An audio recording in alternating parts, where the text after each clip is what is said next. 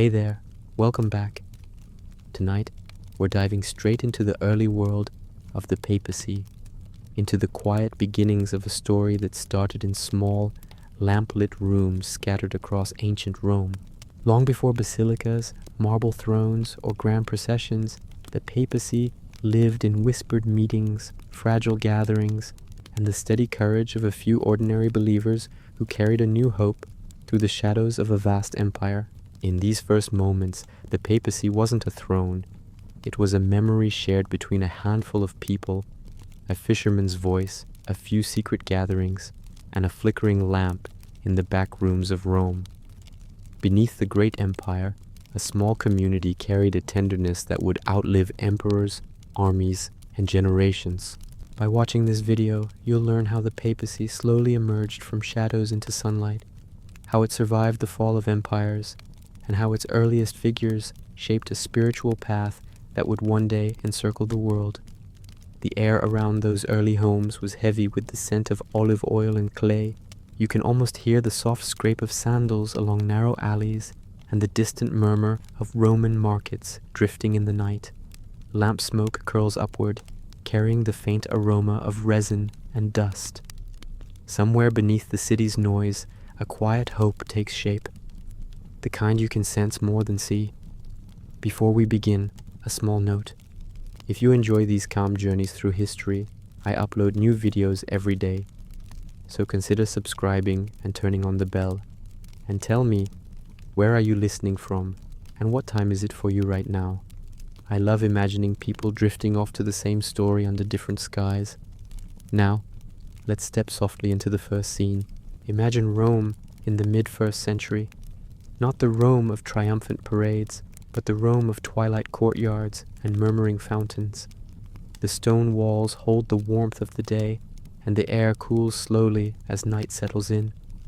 A few lamps flicker in upper windows, casting long shadows across uneven streets.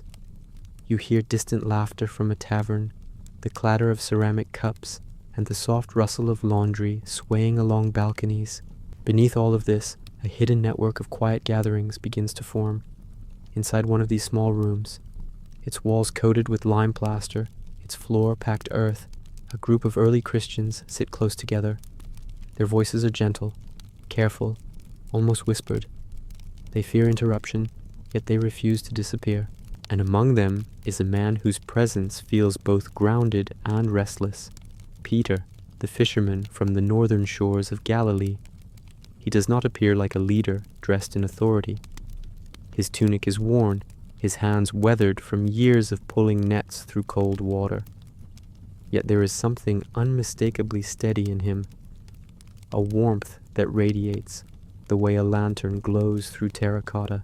When he speaks, he begins slowly, as though considering the weight of each word, and the others lean closer, sensing the quiet force of memory being shaped. The atmosphere inside the room is thick with anticipation.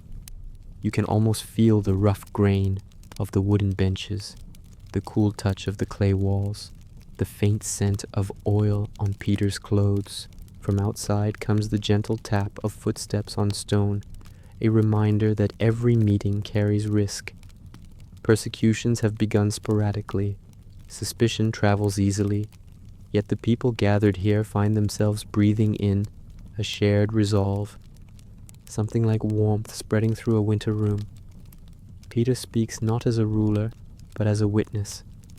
His stories are vivid, sometimes trembling with emotion, filled with images of dusty roads, lakeside mornings, and meals shared with simple joy.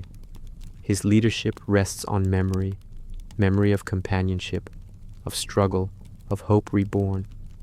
And those who listen begin to imagine a future shaped by the values he embodies: humility, service, steadfastness. Over time, the gatherings multiply. Homes become havens. The catacombs, narrow corridors carved under Rome's surface, serve as silent refuges. The faint smell of damp earth and candle wax fills the underground spaces, while carved symbols of fish and anchors mark the resting places of believers. In those hushed chambers where sound seems to dissolve into the stone, early Christian identity deepens, and with it, the idea of a guiding figure begins to form. Peter moves through the city with a deliberate calm. His steps echo lightly across the paving stones, the night air cooling his face as he navigates familiar alleys. He knows that Rome can be both shelter and storm. Yet he carries within him a sense of responsibility, the same quiet strength that once held a boat steady on the Galilean waves. People come to him with questions, anxieties, and hopes, and he listens with patience, often pausing before answering, as though searching for the right thread in a tangled loom. The papacy, at this early stage, is not an office, but a presence, something woven into human relationships, whispered in prayer, glowing gently in shared meals. It is a leadership defined by community rather than command. Peter's humility becomes a kind of compass, pointing the way not through titles, but through example. As the first century moves on, Rome grows more unstable. Whispers of unrest drift through its forums. The scent of smoke from distant fires drifts occasionally through the night air. Soldiers patrol the streets with a sharper edge, their armor clinking in tense rhythms. And in the midst of this growing unease, Peter's followers cling more tightly to each other, sensing that their fragile gatherings may soon be tested. One evening, as a faint breeze carries the smell of rain over the rooftops, Peter speaks to the community about courage, not the kind forged in battle, but the quiet courage of persistence, of faith, held softly yet firmly in uncertain times. His voice wavers with emotion, yet grows steadier as he continues. In the dim room, the listeners feel warmth spreading through their chests, like embers slowly awakening. This moment, simple and unadorned, marks the earliest shape of what will become the papacy.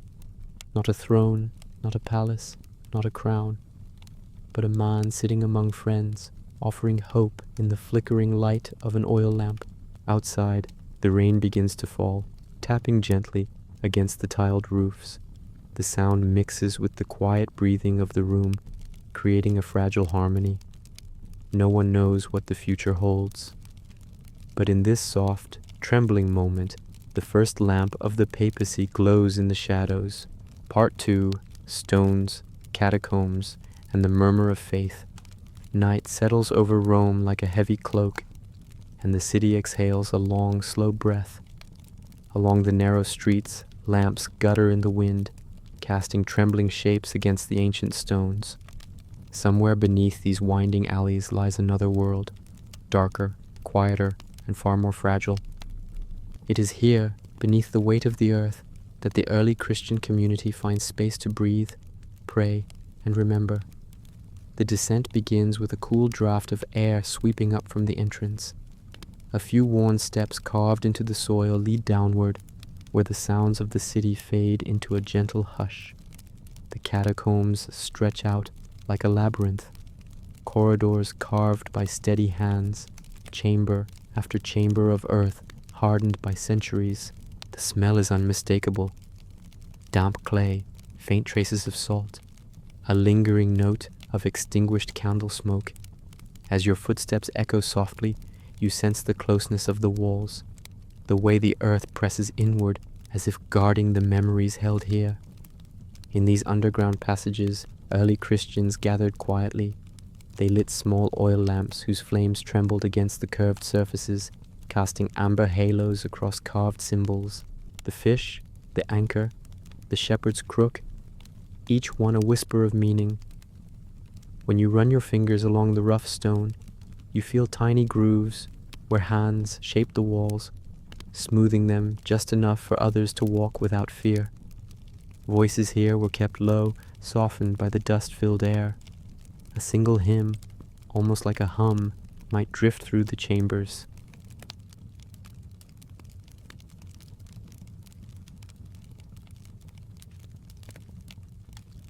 The acoustics of the catacombs transformed each sound, stretching words into long, lingering breaths. It was as though the earth itself was listening, absorbing every note. Above ground, the city lived in a rhythm of noise, markets clattering, soldiers shouting commands, merchants calling out their wares.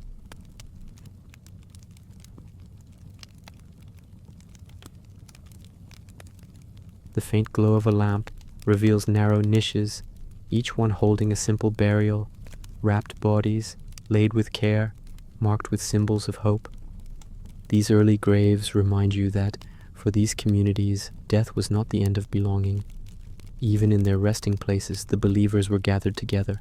In this dim world, the idea of spiritual leadership deepened. Peter's presence, often quiet and reflective, offered reassurance. When he entered the catacombs, people turned their faces toward him, not out of fear or obligation, but from the comfort of familiarity.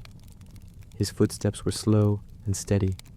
The soft scrape of his sandal on the soil seemed to embody the patience and endurance needed to live through such uncertain times. He often stood near the lamplight, hands clasped loosely, eyes lowered in contemplation. The air around him carried a calm warmth, as though his memories breathed outward and filled the chamber. He would speak gently about compassion, forgiveness, and resilience. His voice, softened by the earth, sounded almost like part of the stone itself. Those who listened felt a slow, steady comfort settle in their chests. Outside the catacombs, Rome shifted in unpredictable ways. Rumors of persecution drifted through the streets. Sometimes the scent of smoke from a distant execution reached the city's edges. A few families whispered names of loved ones lost to sudden violence, their grief tender, yet determined.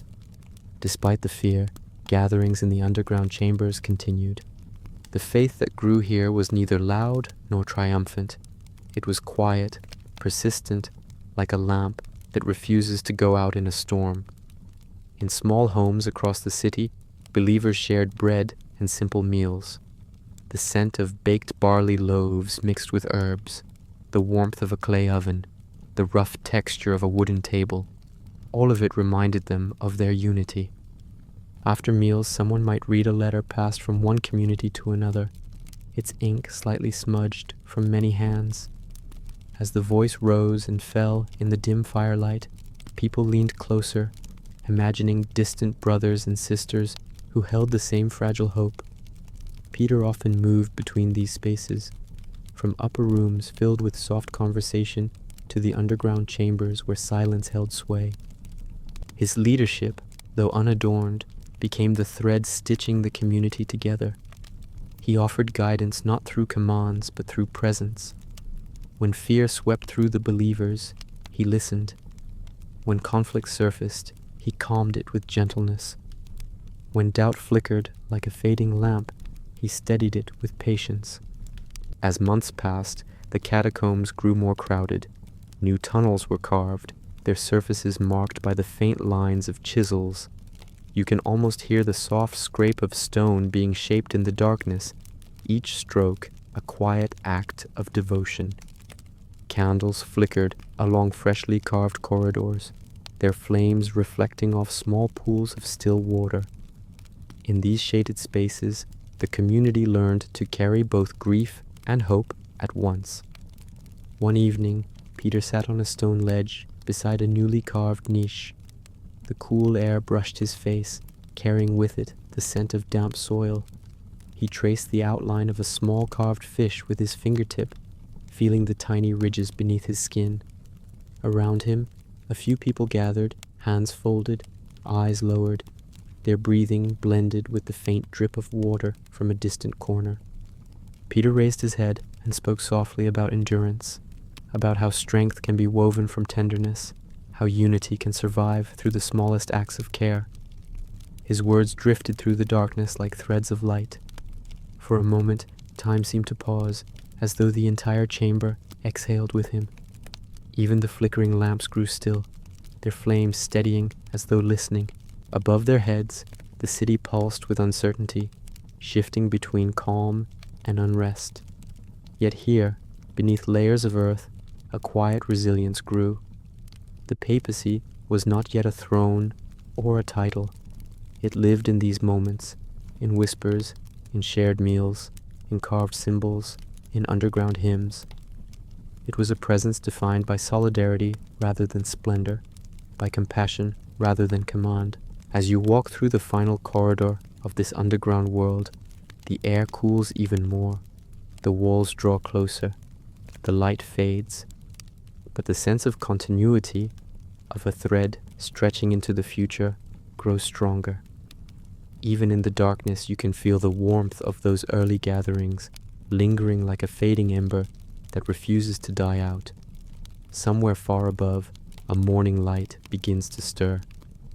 The city wakes again, but the murmur of faith in the catacombs remains, echoing softly through the stone. Part 3. The Age of Imperial Favor and Golden Basilicas. Dawn comes gently over the 7 hills of Rome, spreading a pale gold shimmer across rooftops still wet with night dew. The city wakes with its usual chorus, the creak of wagons, the call of vendors opening their stalls, the distant clang of metal from blacksmiths greeting the new day. But within the Christian community, something feels different.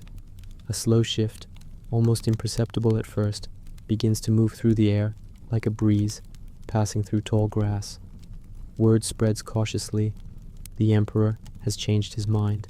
For generations, faith had been practiced in whispers and shadows, in hidden rooms, and the cool breath of the catacombs. But now, with Constantine rising to power, the atmosphere trembles with a strange combination of disbelief and hope.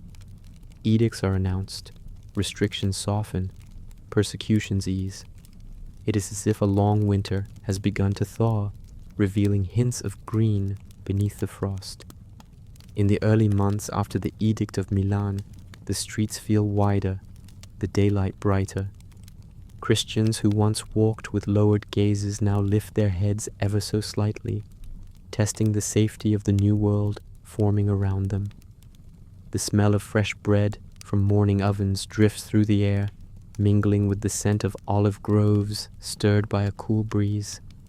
Lamps burn openly in windows where once they were shielded by cloth. A sense of relief, tender and unsure, moves quietly through the community.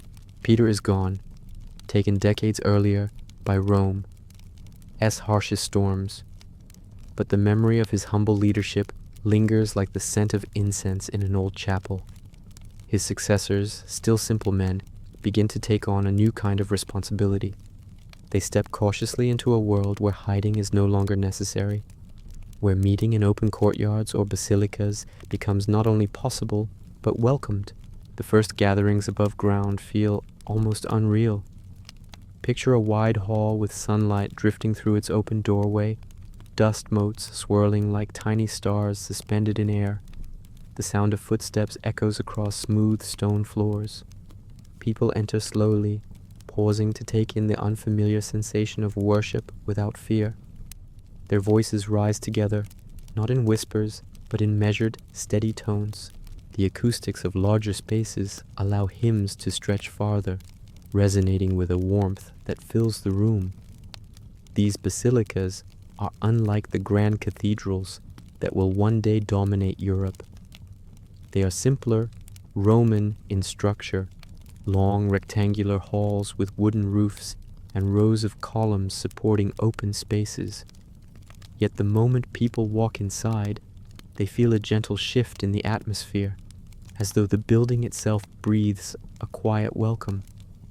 The scent of freshly carved wood mingles with that of burning olive oil. In the corners of these buildings, small candles flicker, casting rings of soft gold against the smooth marble surfaces. In these new spaces, the papacy begins to transform. No longer merely a presence within hidden rooms, it becomes a visible anchor within a rapidly changing empire. The Bishop of Rome, seen as Peter's successor, gains a clearer voice. People come not just for comfort, but for guidance. They ask questions about identity, doctrine, unity, and in answering them, the papacy slowly shapes itself into something more structured, more enduring. You can imagine one of these early bishops walking through a basilica at dusk. His robe brushes softly against the marble floor. The pillars rise around him like silent companions, their surfaces cool to the touch. The faint smell of incense lingers, drifting upward toward the wooden rafters. As he moves, his footsteps echo in long, gentle rhythms. Outside, the city dims into twilight, the sky turning shades of rose and amber. The role he carries is still delicate, still evolving. He leads through persuasion more than authority, through compassion more than command. Yet a new sense of possibility glows within him. The Christian world is no longer a world of shadows. It begins to stretch outward, gathering light like morning dew gathering on leaves. Constantine himself becomes a symbol of this transformation. Pale marble statues of the emperor rise in public spaces, their carved eyes staring into the distance with calm confidence.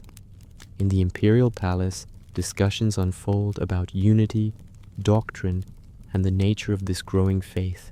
The Council of Nicaea gathers leaders from across the empire, their robes whispering against stone floors as they engage in long, deliberate debate. Far from the political currents of the palace, ordinary believers feel the shift in simpler ways. Markets sell small carved crosses fashioned from olive wood. Families place lamps in their windows on feast days. Children learn prayers openly rather than in hushed tones. The atmosphere across the city loosens, like a tightly bound cloth beginning to ease its tension.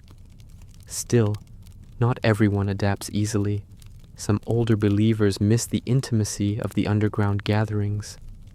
The soft candlelight, the warmth of close bodies in a cramped room, the sense of secrecy that bound them tightly together.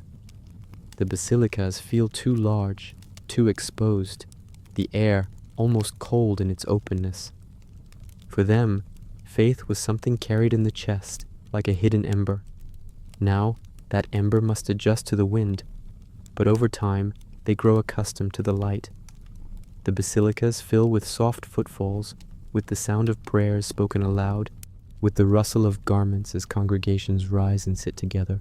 The papacy, once a thread woven quietly through human relationships, becomes more like a loom, shaping patterns of thought, community, and identity on a larger scale. As years pass, basilicas grow grander, mosaics shimmer on their walls, tiny pieces of colored glass reflecting candlelight in radiant patterns.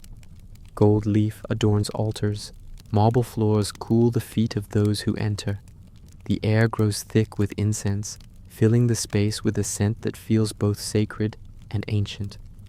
These spaces become a physical expression of the papacy's new role, guiding, gathering, and anchoring the faithful.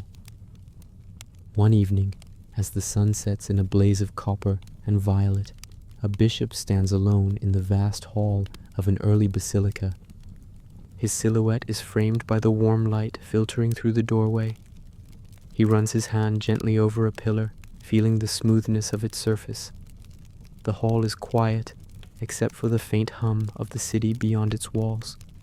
In this stillness, he senses both the weight of history behind him and the unfolding path ahead. The papacy is no longer just a memory held in small rooms. It has stepped into the open world, carrying with it the warmth of its early years and the promise of something enduring. A gentle glow fills the basilica, not bright, not overwhelming, but steady, like a lamp placed on a hill after centuries spent underground. Part 4, Ashes of Empire, Seeds of Authority. Evening drapes itself over Rome in muted shades of bronze and ash. The lamps along the narrow streets flicker restlessly, struggling against a wind that carries the faint scent of smoke from distant hills. The empire, once a world of marble order and rhythmic stability, begins to tremble under the weight of its own vastness. Cracks form quietly at first, like thin lines crawling across aged plaster. And within those cracks, the papacy slowly takes root in unexpected ways. The 3rd and 4th centuries bring an uneasy hum to the city. Soldiers march with a sharper urgency. Rumors drift through markets like dust. Tribes pressing on the borders. Generals turning against one another. coins losing their weight and meaning. The once mighty roads of the empire still stretch outward like veins, but their ends feel frayed, neglected, softened by years of strain. People sense that the old world is beginning to tilt. Inside Rome, the basilicas remain filled with voices, low, steady, growing in number. The papacy, still modest in appearance, stands as a quiet anchor amid the shifting uncertainty. The bishops of Rome feel the tremors but meet them not with force, but with presence. They walk through the streets with calm, deliberate steps, offering counsel to the anxious, comfort to the grieving, and stability to a city that no longer recognizes its reflection in the Tiber's rippling waters. You can imagine one of these bishops, perhaps Leo, though centuries weave many figures into this role, sitting at a simple wooden table in the fading light of afternoon. A scroll lies open before him, its vellum smooth beneath his fingertips. The ink carries the faint smell of soot. He reads letters from distant communities describing chaos at the edges of the empire, villages raided, refugees fleeing, families torn apart. Outside, the wind rustles the olive branches, carrying a whispered sense of foreboding. Yet inside, the bishop's expression remains calm. He breathes slowly, as though drawing strength from the quiet. His leadership does not rest on armies or politics. It rests on listening, on the gentle weight of compassion. In a time when imperial authority fractures, the papacy begins to feel like a hearth in a cold room, a place where warmth still gathers, where people still find direction. Rome's decline is neither sudden nor loud. It is gradual, like dust settling on an unused statue. The city loses its shine. The great forms grow quieter. Marble cracks, statues tilt. Sometimes, in the early morning light, dew collects on broken columns, making them glisten as though they still remember their former beauty. But anyone who walks these streets can feel the heaviness in the air, a sense of something ending. As imperial power wanes, people look increasingly toward the church for guidance. They gather in basilicas, not just for worship, but for comfort, for food, for news, for a sense of belonging. The papacy becomes, slowly and almost reluctantly, a center of continuity in a world losing its shape. Bishops of Rome begin to mediate disputes, care for the poor, negotiate with local leaders. Without intending to, their responsibilities broaden, like ripples spreading across still water. When the Visigoths approach in the early 5th century, the city trembles again. Families retreat behind their doors. Merchants gather their goods in haste. The air tastes of iron and anxiety. And in the midst of the fear, the bishop, now Leo, becomes a voice of calm courage. Stories describe him meeting invaders with nothing but his words and his faith, standing at the city gates with a dignity that seems to soften even the hardest intentions. Whether history magnifies the moment or not, the effect on the people is unmistakable. They begin to see the papacy as a pillar that does not collapse even when the world around it fractures. The empire's political center drifts away to Ravenna. Generals rise and fall in rapid succession, but the Bishop of Rome remains, rooted in the city's soil, steady as a stone foundation beneath shifting sands. In these years, the basilicas serve not only as places of worship, but as shelters from uncertainty. Walk inside one during a storm, and you feel it instantly. The coolness of the marble, the smell of wax melting on clay lamps, the soft rustle of cloaks as people gather near columns for comfort. Outside, thunder rolls across the hills. Inside, the bishop's voice carries a soft assurance, rising gently between the pillars. The papacy's authority grows not from ambition, but from necessity. When local leaders cannot manage crises, people turn to the church. When food runs short, the bishop works to distribute grain. When refugees pour into the city, the basilicas open their doors. The papacy becomes a kind of moral harbor, not grand yet, not political in the modern sense, but deeply essential in the simplest, most human ways. Picture Rome after the sack of 410, The city lies wounded, but not destroyed. Ash drifts across broken stones. The Tiber carries fragments of shattered homes downstream. People wander the streets in quiet disbelief, stepping over fallen columns, brushing soot from their clothes. The silence feels almost unbearable. And then, slowly, a bell rings from a basilica. Its tone is low, steady, resonant, like a heartbeat finding its rhythm again.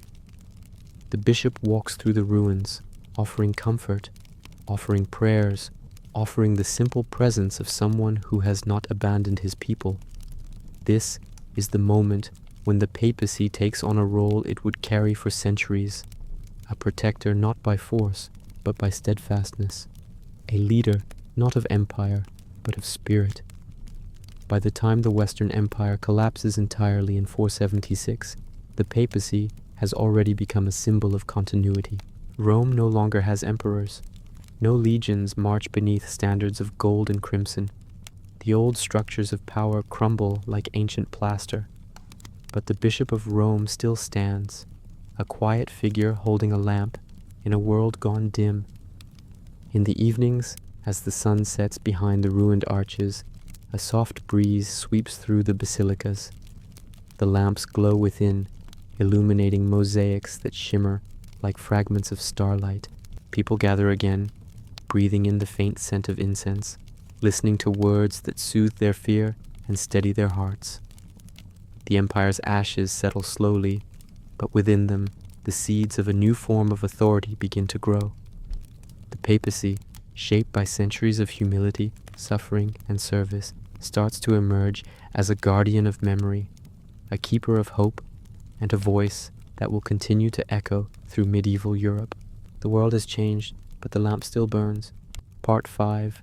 Kings, Emperors, and the Long Thread of Power.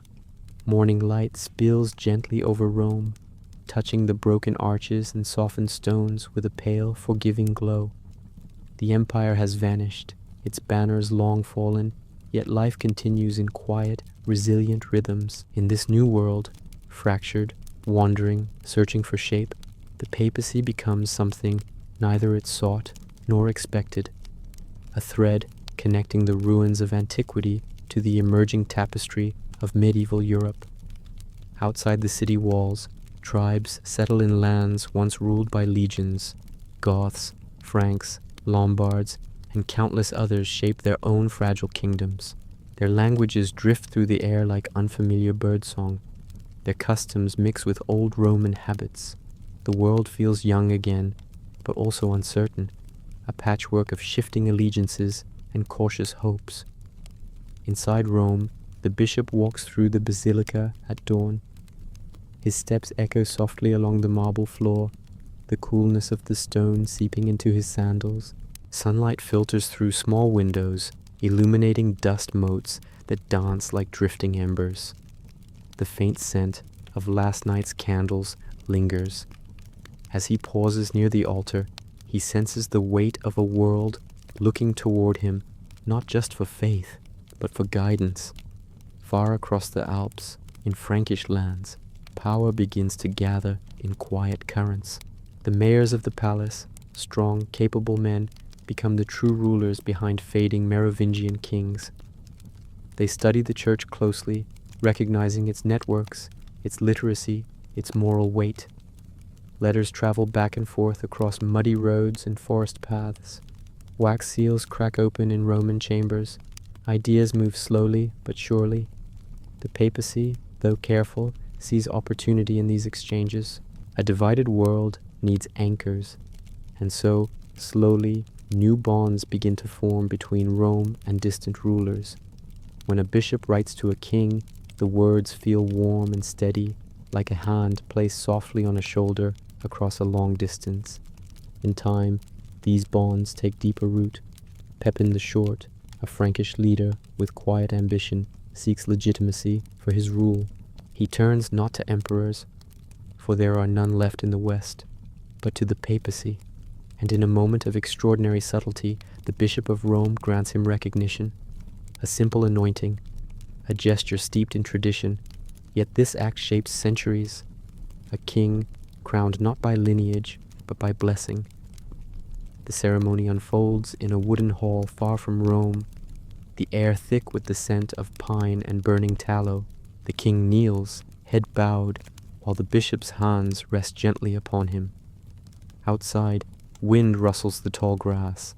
Inside, the words spoken feel like threads woven into time. From this moment forward, the papacy becomes intertwined with kingship, not simply advising rulers, but shaping the idea of rulership itself.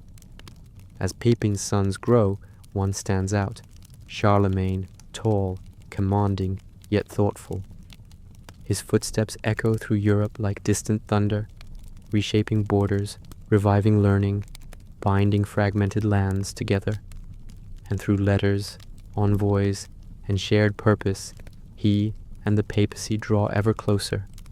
Their partnership feels like a bridge stretching across an uncertain landscape. You can imagine Christmas morning in the year 800, the air in St. Peter's Basilica, cool but trembling with anticipation. Candles flicker along the nave, their flames shimmering against mosaics that glint like fragments of captured dawn. Incense curls upward in soft spirals. The choir's voices rise in slow, solemn waves. Charlemagne kneels before the altar. His cloak, lined with fur, trails across the marble floor. The bishop, Leo III, lifts a golden crown and places it gently upon the king's head. For a moment, the basilica grows utterly still. The sound of breath humming through the arches feels like wind stirring the leaves of an olive tree. A new emperor is born, not Roman in blood, but Roman in name, and the papacy stands at the heart of it. This moment echoes far beyond the basilica walls.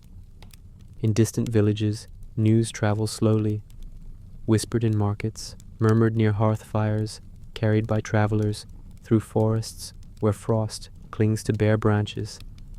People sense that something has shifted. The past and present have woven themselves into an uneasy but hopeful union. For the papacy, the implications are both profound and delicate. To crown an emperor is to shape the axis of the medieval world.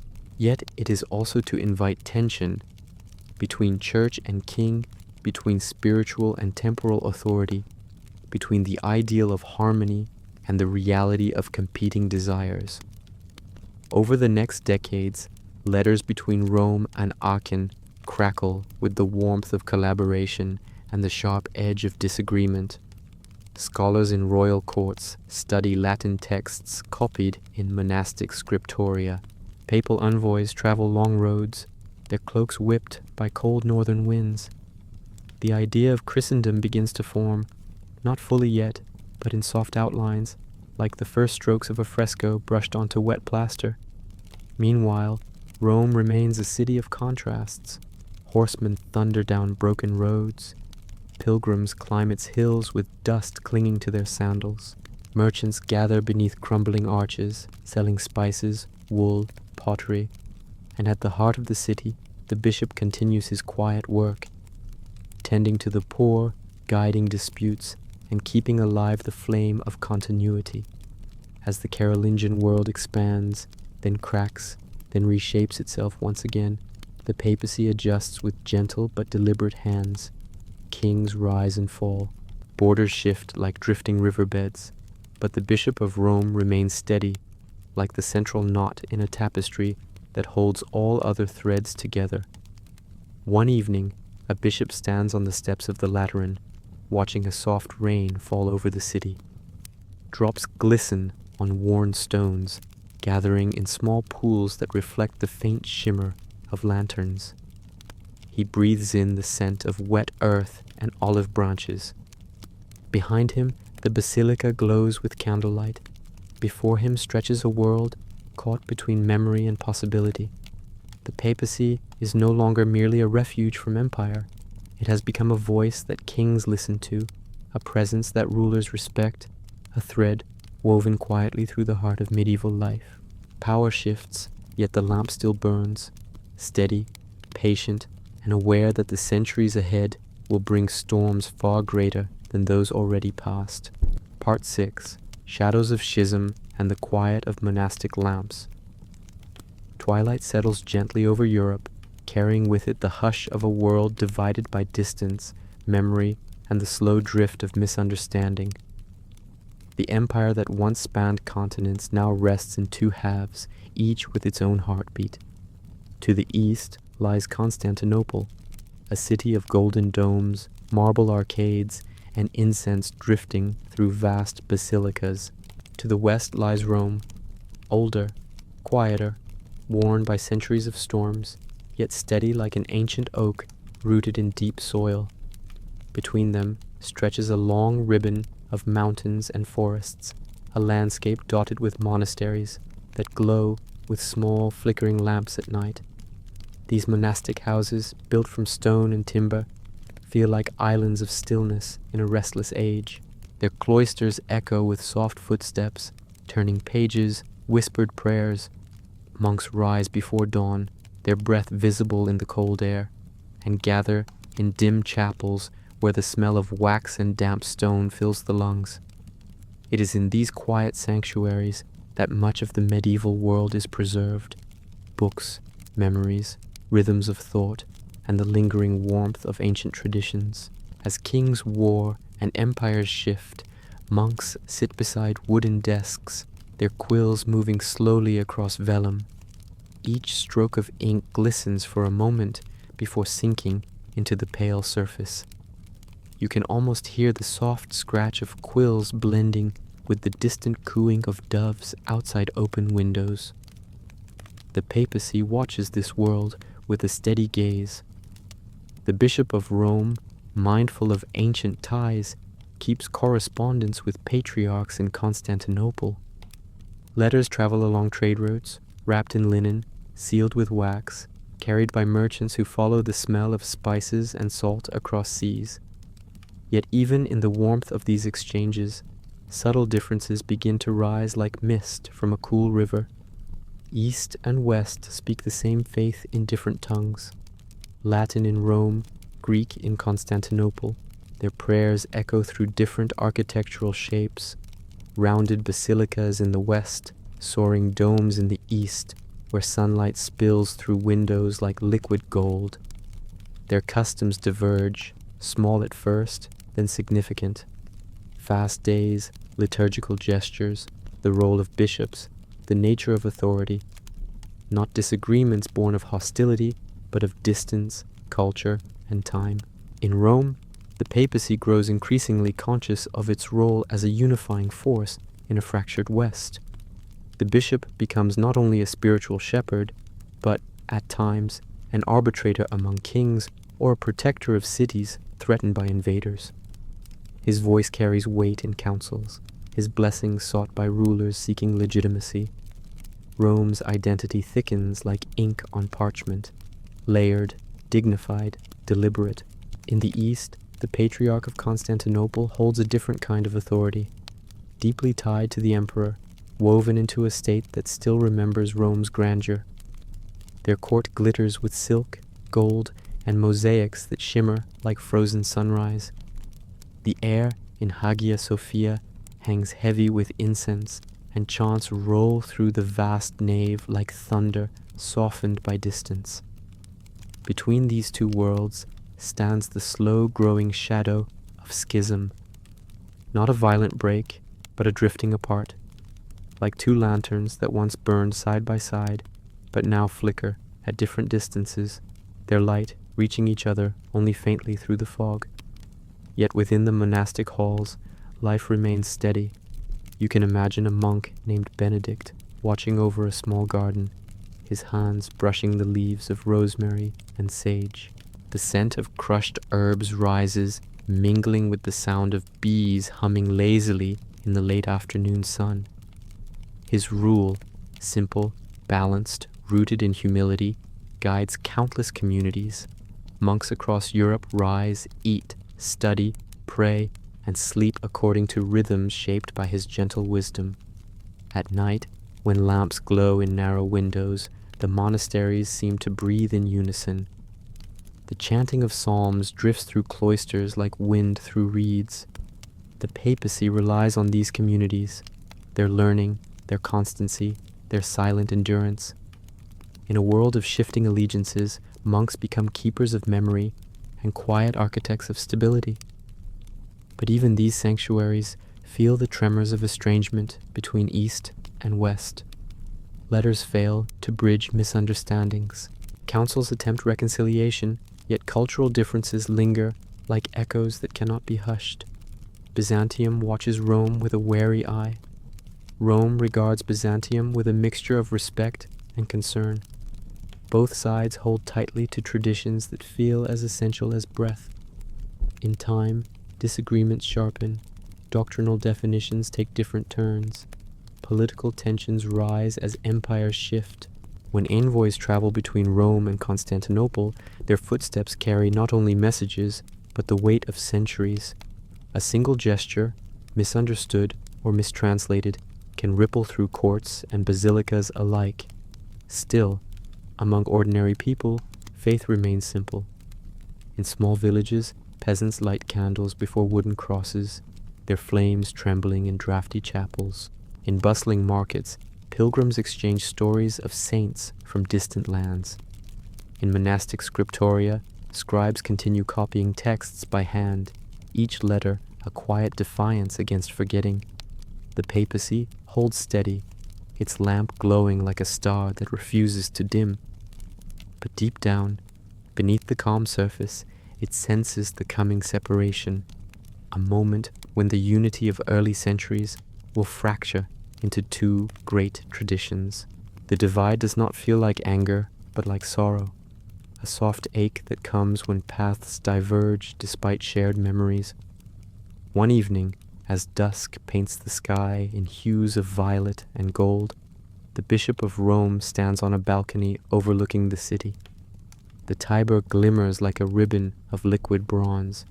Chimneys release thin curls of smoke that drift upward, dissolving into evening air. He thinks of Constantinople, its distant domes catching the last light of day, its streets echoing with a world both familiar and foreign. He knows that time moves in tides, not straight lines. He feels the bittersweet pull of change, the way a shoreline shifts grain by grain. The church will remain whole in spirit even as its branches grow apart, and in the quiet halls of monasteries the faithful will continue their gentle work, unaware of the larger currents shaping their age. The schism has not yet come, but its shadow lengthens, stretching across mountains, seas, and generations. Still, within the basilicas of Rome and the domes of Constantinople, lamps continue to glow, casting warm circles of light that remind the world that hope, even divided, remains a steady flame. Part 7, Crusader Echoes and the Burden of a Distant Cross. A pale mist settles over Europe as the 11th century unfolds, softening the edges of castles, fields, and winding village roads. Church bells ring across valleys each morning, their tones drifting like slow-moving fog. Life feels simple for many, plowing soil, mending tools, tending hearth fires that glow softly beneath wooden rafters. Yet beneath this quiet rhythm lies a deep current of longing, fear, and uncertainty, stretching from the villages of France to the bustling markets of the Levant. The papacy, now living in a world shaped by both spiritual yearning and political tension, senses the weight of distant troubles. For decades, stories from pilgrims returning from the Holy Land have carried a fragile sorrow. Tales of hardship, of blocked routes, of shifting control. Their voices tremble with memories of sun-scorched roads, distant minarets rising like pale monuments, and the feeling of walking through places where scripture and soil breathe together. It is in this atmosphere that a single voice begins to echo across Christendom. In 1095 at Clermont, Pope Urban II stands before a crowd gathered in the cold open air. His breath forms pale clouds as he speaks. The sky above is a muted gray, the kind that holds the scent of early winter. His words move with a slow, steady cadence, not fiery, but deliberate, echoing with the weight of concern. He speaks of distant lands, of holy sites, of fellow believers seeking aid. Those present feel something stir inside them, something ancient and quiet, a sense of purpose, of belonging to a world larger than their villages, fields, and frozen rivers. The idea of pilgrimage grows into something greater, a march, a journey, a crusade. The cross becomes not only a symbol of devotion, but a badge worn upon tunics, stitched with trembling fingers by firelight. Yet beneath the stirring speeches and rising enthusiasm lies a profound complexity. The papacy sees the crusade as a way to unify fragmented rulers, heal the divide within Christian lands, and extend care to distant communities. But the path ahead carries burdens deeper than anyone imagines. The first crusaders moved slowly across Europe, their footsteps heavy upon frozen soil. You can imagine them walking through forests where the branches creak in winter winds, their cloaks stiff with frost, their breath forming clouds of white. Some sing hymns to warm their spirits, others whisper prayers. Camps form around dim fires, the flames flickering weakly while sparks drift upward like tiny amber stars. From afar, the papacy watches, hopeful, anxious, and burdened. Letters travel back and forth. Reports arrive of struggles, confusion, hunger, violence. The simplicity of the call at Clermont dissolves into the complexities of human movement. The Bishop of Rome sits at a wooden desk beneath the soft glow of an oil lamp, reading each message slowly. The parchment smells of smoke, dust, and distant lands. The ink, though dark, feels fragile. In the Holy Land, the clash of cultures becomes unavoidable. The Levant is not empty. It is vibrant, layered, home to people who have lived among sunlit stone walls for generations. Markets bustle with spices, textiles, and stories spoken in dozens of languages. The scent of cumin, saffron, and roasting meat fills the air. Above it all, the muezzin's call drifts like a ribbon of sound across the hills. Crusaders arriving from Europe encounter a world both familiar and foreign, beautiful and bewildering. The papacy receives word of victories, then of atrocities. The light of faith mixes with the darkness of war. The Bishop of Rome feels each contradiction as though it were a stone placed gently, yet heavily, upon his chest. Back in Europe, life continues in the monasteries, where lamps glow quietly through the long nights. Monks copy letters from crusaders, compile chronicles, and pray for peace. The scent of ink and vellum fills scriptoria. Outside, the wind rustles through cloister gardens, carrying with it the faint aroma of winter herbs and damp soil. The papacy's role grows increasingly complex. It must offer guidance to rulers who seek glory, consolation to families who receive tragic news, and direction to a world stumbling through the tangled web of faith and conflict. Pilgrims returning from Jerusalem speak softly of hope, of sorrow, of beauty, their voices trembling as they recall golden domes glowing in sunrise and the distant sound of bells mingling with prayer. Over the next centuries, more crusades rise and fall. Some begin with clarity and purpose, others unravel into disarray. The papacy attempts to shepherd each movement, though it often feels like trying to guide a river with bare hands. Water flows where it wills, carrying both nourishment and destruction in its course. Yet the spiritual longing that inspired the First Crusade remains. People across Europe continue to light candles in small chapels, their flames dancing gently as prayers ascend like thin threads of incense.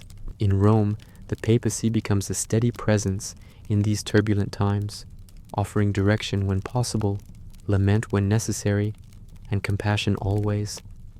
As the 12th and 13th centuries unfold, Europe transforms. Cathedrals rise like stone forests, their spires reaching for the sky. Trade routes flourish. Monastic orders spread across hills and fields, their buildings casting long shadows on sunlit grass. And through all this change, the echoes of the Crusades continue to resonate in songs, in stories, in memories passed from one generation to the next. One evening, A pope stands near the window of a papal chamber. Outside, the city hums quietly under a soft blanket of darkness. The scent of burning wax fills the room. He watches the moon rise over Rome's rooftops, turning the tiles silver. He thinks of distant lands, of crusaders still journeying through starlit deserts, of families waiting for their return. He closes his eyes for a moment, breathing in the night air. The weight of leadership feels immense, a burden made of both faith and history. Yet the flame of the lamp beside him glows steadily, casting a warm circle of light on the wooden table. And in that glow, he finds a fragile comfort. The papacy stands in the midst of a world it cannot fully direct, but it listens, it guides, it grieves, and above all, it endures.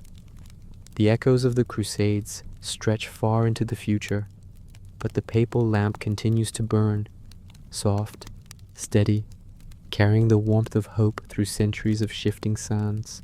Part 8, Avignon Nights and the Fractured Throne. Dusk settles over the Rhone Valley like a veil of violet silk.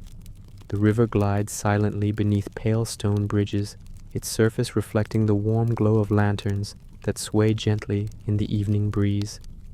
Above it rises the fortified palace of Avignon, a vast, hulking silhouette of cream-colored stone that catches the last light of day. Its walls are thick, its windows narrow, its halls echoing with the footsteps of officials and courtiers. It is a place of shadows and soft murmurs, a place where papal authority settles uneasily on foreign soil. The papacy has left Rome in 1309 under the weight of political pressure and fragile alliances. Pope Clement Piri chooses Avignon as his residence. Rome, weary from centuries of turmoil, feels distant, volatile, unsteady. Avignon, with its calm river, its vineyards stretching like green waves into the horizon, and its secure position under French influence, seems a safer refuge. Yet with this move comes a quiet ache, a sense of dislocation, as though the lamp of the papacy flickers away from its ancestral hearth. Inside the palace, the air is cool and carries the faint smell of limestone dust. Long corridors stretch beneath vaulted ceilings. Tapestries depicting saints and kings soften the stone walls, their fibers holding the subtle scent of sheep's wool and old dye. Guards stand watch with iron-shod boots, their breaths forming pale clouds in winter mornings. Clerks move briskly between chambers, their arms full of parchment and wax seals. The machinery of the church continues to turn, yet something feels different, slightly distant, slightly foreign. At night, the palace glows with hundreds of candles. Their flames sway gently in drafts that slip through the narrow windows, casting golden ripples across the stone floors. You can almost hear the soft rustle of papal robes as the Pope moves through the hallways, the faint sound of quills scratching in side rooms, the muted echo of distant bells ringing from the city. Avignon becomes a strange blend of spiritual court and political nest. Diplomats from across Europe arrive with gifts and requests. French influence grows, subtle but steady. The papacy's independence, once defined by its rootedness in Rome, begins to feel as fragile as parchment left too long in humid air. Beyond the palace walls, life in the city continues with a gentle rhythm. Bakers mix dough before dawn, filling the streets with the smell of warm bread. Wine merchants roll barrels along cobblestone alleys. Children chase each other beneath balconies draped with drying linens. Pilgrims arrive with dusty boots, staring in awe at the imposing papal fortress rising above the town. They pray in its chapels, but their voices carry a note of longing, a quiet question. Why is the Bishop of Rome so far from Rome? Meanwhile, in Italy, the absence of the papacy leaves a vacuum that breeds unrest. Rome's once busy basilicas fill with a melancholy quiet. Weeds grow between broken stones. Rival factions vie for influence. Pilgrims find the city diminished, its spiritual center displaced. The Tiber flows on, indifferent, yet witness to a lingering sadness. The lamps in Roman churches burn, but their flames feel lonelier, dimmer. Back in Avignon, the papal palace expands. New wings rise, towers grow, council chambers echo with heated debates. The papacy, once a symbol of simplicity and spiritual steadiness, begins to absorb the atmosphere of courtly politics. The scent of incense mixes with the smell of wax, warm bread, and the metallic tang of diplomacy. Visitors remark on the luxury, on the ornate feasts, on the elaborate ceremonies. Whispers drift through corridors like wandering shadows. Has the papacy grown too comfortable in exile? Then, in 1377, Pope Gregory XV returns the papacy to Rome.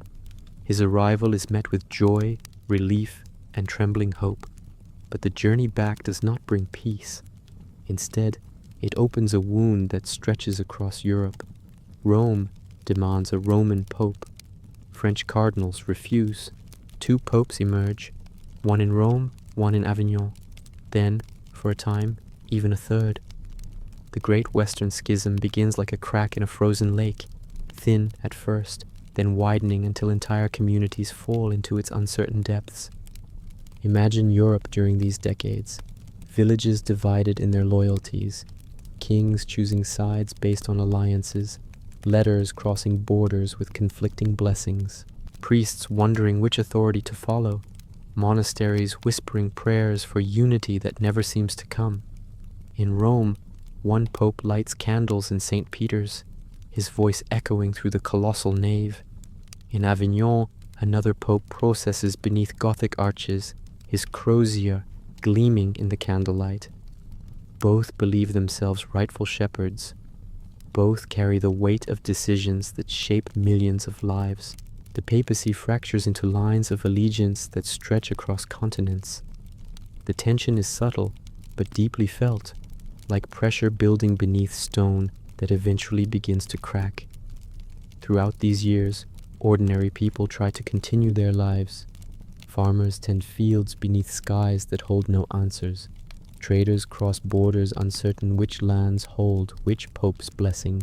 In monasteries, monks copy manuscripts with steady hands, though their hearts feel the tremor of disunity. The chants in their chapels sound slightly heavier, the prayers slightly more urgent. Finally, as the 15th century dawns, councils gather, voices rise, debates stretch long into the night. The scent of burning tallow fills the halls, and slowly, painfully, the church begins to mend. The Council of Constance resolves the schism in 1417, restoring a single pope to Rome. The fractured throne becomes whole again, fragile but mended. When the new pope walks into St. Peter's Basilica, the candles seem to burn a little brighter. Dust floats through the beams of morning light, like tiny drifting reminders of the decades lost. The air feels warmer, steadier, as though the basilica itself exhales after a long-held breath. Avignon, with its magnificent palace and quiet river, remains a memory, a chapter of exile, luxury, sorrow, and endurance. Rome reclaims its lamp, but the shadow of those decades lingers, shaping the papacy's understanding of unity and the delicate nature of authority. The night over Avignon grows still, the river flows on, and the papacy, once fractured across nations, carries forward, a single flame rebuilt from many small embers. Part 9. Renaissance, Courts of Ink and Marble. Morning drifts gently over Rome, settling like powdered gold across the rooftops of a city awakening to a new age. The bells of countless churches rings across the hills, their tones soft yet confident, echoing through narrow streets where artisans, scholars, and merchants begin their day. The medieval world is fading like the last glow of a spent candle. In its place rises something brighter, restless, beautifully human, the Renaissance. The papacy stands at the heart of this transformation. Rome, once battered by exile and schism, begins to breathe again. its ancient stones warm beneath the sun, its streets fill with languages from every corner of Europe. Pilgrims arrive with dust on their cloaks. Artists arrive with visions burning like embers in their minds. And the popes of this age, fascinated by beauty, learning, and legacy, open their doors to all of them. Imagine walking into the Vatican in the late 15th century. The air carries the scent of wet plaster from frescoes still drying on walls. Apprentices hurry through corridors with bowls of crushed pigments, lapis lazuli for deep blues, ochre for golden light, vermilion for brilliant reds. The colors shimmer like jewels in the sunlight that spills through arched windows. The sound of chisels tapping marble echoes faintly from distant workshops. The papacy, once defined by austerity and survival, now becomes a patron of artistic brilliance. Popes commission works meant to reflect divine beauty, yet infused with unmistakable human warmth. Michelangelo climbs scaffolding high above the chapel floor, his brush tracing images that blur the boundary between heaven and earth. Raphael sketches serene faces that glow with gentle intelligence. Bramante redraws the city with grand architectural dreams. These creations do not simply adorn Rome, they shape the identity of the papacy itself. Within the quiet chambers of the Vatican, the Pope walks through halls that feel like cathedrals of art. His sandals click softly against polished marble. Sunlight glides across frescoed ceilings. The faint scent of incense drifts from a nearby chapel, and as he gazes upon scenes painted with breathtaking clarity, he senses that the Church's message, its longing for beauty, order, transcendence, has taken on a new form. Yet beneath the gilded surface, challenges still simmer. Europe hums with ideas, questions, debates.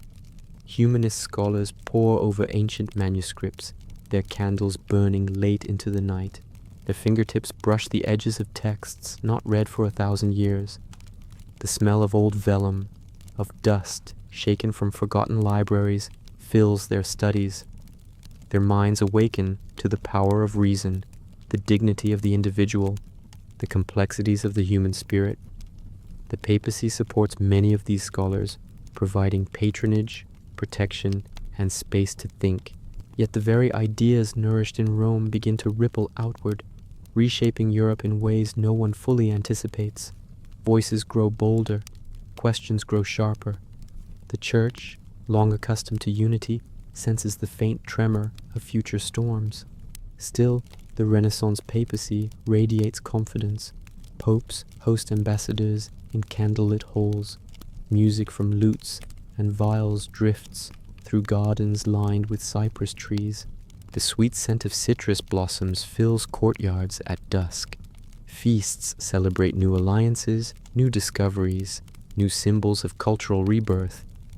Beneath these celebrations, the papacy navigates the delicate dance of power, balancing its spiritual identity with its growing role in European politics. One can imagine a pope, perhaps Julius II, the warrior pope, walking through the newly begun St. Peter's Basilica. The foundations lie open to the sky, the scent of fresh earth mingling with wet stone. Workmen move like ants among scaffolds.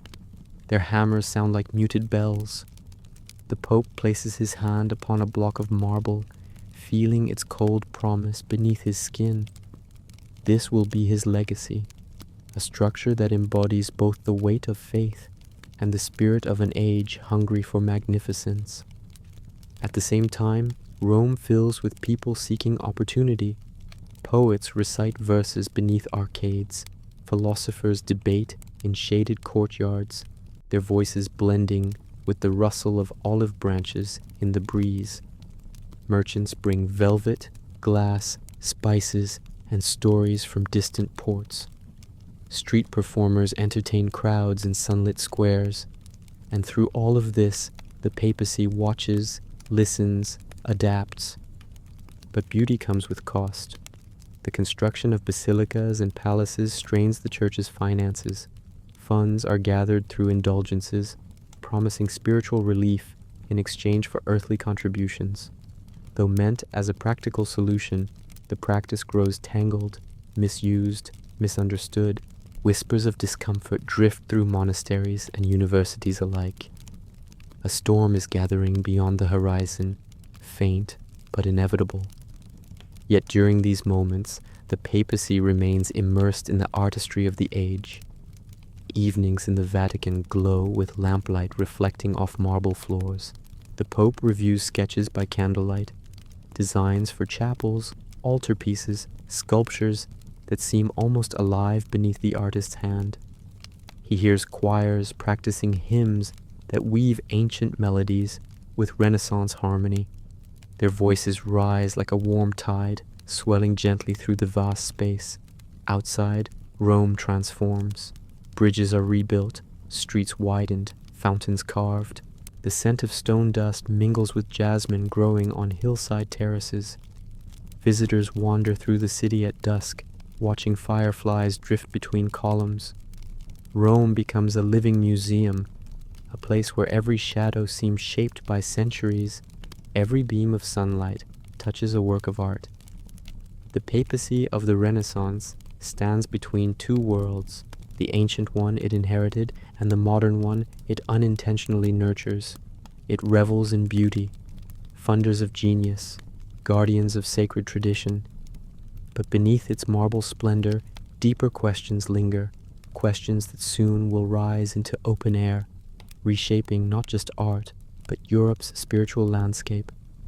For now, though, the lamps burn softly in the Vatican, pigments dry on fresco walls, chisels rest beside half-finished statues, and Rome, bathed in moonlight, glows like a jewel set carefully into the crown of history.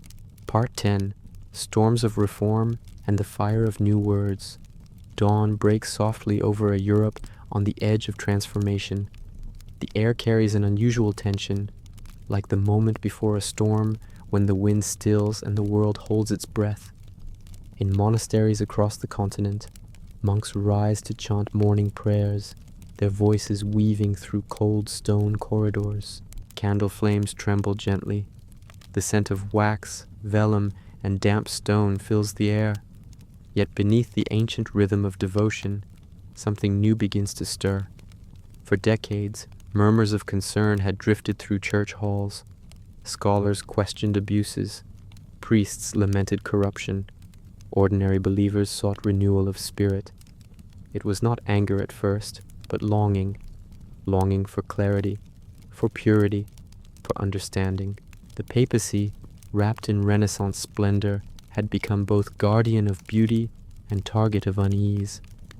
In the early 16th century, the spark arrives. Picture a quiet morning in Wittenberg. The sound of birds echoes faintly through the mist-shrouded town square. A monk named Martin Luther walks slowly across cobblestones slick with dew. His robe brushes the ground. In his hand he carries a parchment, a series of reflections born from study, prayer, and deep internal struggle. When he approaches the wooden doors of the castle church, the wood smells of rain-soaked oak, aged by countless seasons. With a simple gesture, a hammer's soft, deliberate tapping, the world shifts. The 95 Theses nailed to the door are not a declaration of rebellion. They are an invitation to dialogue, written in the hope of cleansing, renewing, reforming. But once released, words take on a life of their own. They spread through towns and cities, carried by students, merchants, printers, carried most of all by the press itself, that restless machine capable of multiplying ideas with a speed unknown to earlier ages. The air of Europe fills with ink and argument. Pamphlets circulate like autumn leaves, whipped into unpredictable spirals. Each sheet smells faintly of fresh oil, raw fiber, and metal. Each carries thoughts shaped by centuries of frustration and hope.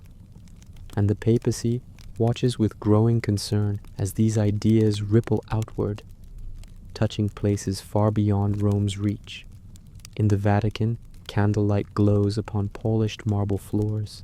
The Pope sits behind a wooden desk carved with vines and flowers. Scrolls and letters lie open before him, their words sharp with tension. He reads slowly, his fingers tracing the lines with a quiet heaviness. Outside the window, Rome glitters with Renaissance magnificence. But beneath the splendor lies fear, confusion, and the sense that an era is ending. The papacy feels the storm gathering. It hears the wind rising. It senses the fire hidden inside the new words spreading across Europe. But even as the conflict intensifies, ordinary life continues, in ways both beautiful and heartbreaking. Farmers plow frost-hardened earth. Children chase each other in village squares. Monks prepare ink by grinding charcoal and mixing it with warm glue. In chapels, candles flicker against cold stone walls. Faith remains deeply rooted, even as debates swirl like dust in a sunbeam. The conflict grows sharper.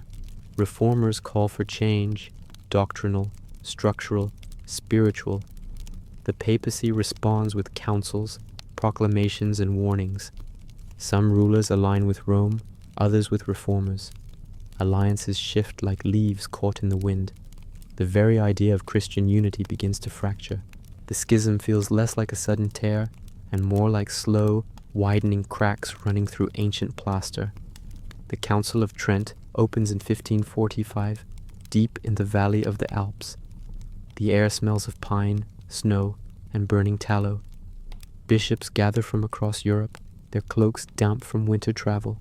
They step into a hall warmed by fireplaces, the walls shimmering with candlelight, and for nearly 2 decades, they debate, calmly, fiercely, meticulously. Their voices echo through vaulted ceilings. Sheets of parchment pile high. Ink dries in careful lines. The papacy listens to every word, knowing that this council will shape centuries to come. The decisions reflect both firmness and renewal, clarifying belief, reforming discipline, strengthening the Church's spiritual identity. Meanwhile, new voices rise outside Catholic Europe. Calvin in Geneva, whose words feel like cold mountain wind. Zwingli in Zurich, sharp and precise. Countless preachers in towns and villages, their messages echoing from pulpits to marketplaces. The continent becomes a mosaic of faiths, each piece colored by conviction, sorrow, hope, and longing. The papacy loses lands, influence, and certainty, yet it also gains a deeper awareness of its mission, not a throne of worldly power, but a shepherd's role in turbulent times. Through it all, the Vatican remains a place of quiet resilience. Walk through its corridors at dusk, and you will feel it. The glow of candles reflecting off frescoes, the faint scent of incense drifting from a side chapel, the distant footsteps of clerics discussing matters that will shape the future. The papacy becomes both witness to the storm and anchor against it. Outside Rome, life transforms. New churches rise in northern towns, shaped by simpler forms and unadorned wood. Catholic cathedrals respond with renewed grandeur, altarpieces glowing with Baroque drama, choirs lifting their voices with deeper urgency. Music becomes a language of faith. Palestrina's harmonies drift like warm mist through basilicas, comforting souls shaken by division. The papacy, though battered, finds strength in these expressions of beauty and devotion. Its identity shifts, away from political entanglements and towards spiritual clarity.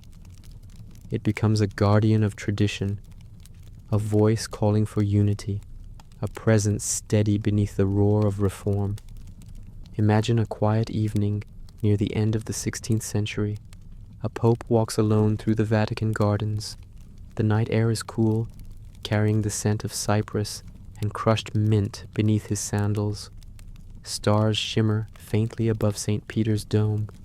He pauses, listening to the distant hum of Rome, a city still healing, still searching, still radiant.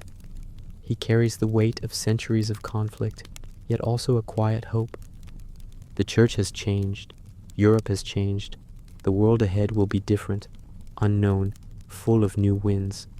But the lamp of the papacy continues to burn, not with the brilliance of triumph, but with the steady glow of endurance.